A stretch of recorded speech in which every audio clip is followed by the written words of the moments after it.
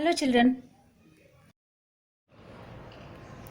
Let us discuss the other two types of factorization. We have discussed the first and second one in the previous video. Let us discuss the third and fourth one in this video. Let's see the factorization of 9x square minus 4y square. This is actually the difference of two perfect squares. 9x square is a perfect square which can be written as 3x whole square. 4y square is also a perfect square which can be written as 2y whole square. So this is in the form of a square minus b square is equal to a plus b into a minus b. What are the values of a and b in this one?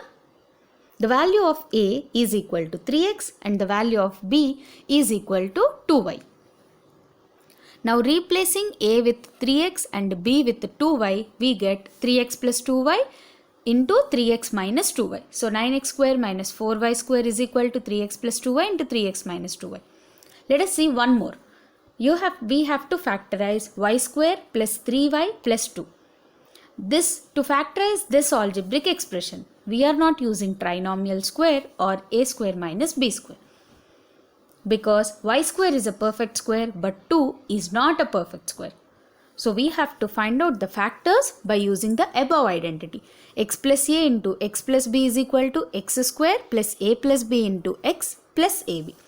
So clearly we can understand that 3y is the sum of two terms and 2 is the product of two terms. So x is equal to y and ab is equal to 2 and a plus b into x is equal to 3y. Now ab means 2. We have to find out the factors of 2 such that their sum or difference should give us 3y. So the factors of 2 are 1 and 2. Here a is equal to 1 and b is equal to 2, whereas 1 plus 2 is equal to 3.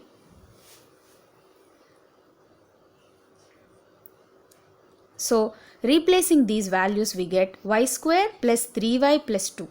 3y can be written as 1y plus 2y plus 1 into 2. So taking y as common, y plus 1 into y plus 2. This is the factorization by using this identity. Few more examples of factorization. X square plus 10x plus 5. We know that x square is a perfect square which can be written as x whole square and 25 is a perfect square which can be written as 5 whole square. So 10x can be written as 2 into 5 into x. So this is in the form of x a square plus 2ab plus b square, where the value of a is x and the value of b is 5. So therefore the given factorization is x plus 5 whole square. So x square plus 10x plus 25 can be written as x plus 5 whole square. So this is the required factorization. Let us see one more example. X square plus 12x plus 36. Clearly x can be written as x whole square and 36 can be written as 6 whole square. So 12x can be written as 2 into x into 6, where this is in the form of a square plus 2ab plus b square, where the value of a is x and the value of b is 6. So x square plus 12x plus 36 is x plus 6 whole square. The next one is 9y square minus 6y plus 1. 9y square can be written as 3y whole square and 1 can be written as 1 whole square and 6y can be written as 2 into 3y into 1. This is in the form of a square minus 2ab plus b square, where the value of a is 3y and the value of b is 1. So 9y square minus 6y plus 1 gives you 3y minus 1 whole square. So this is the required factorization.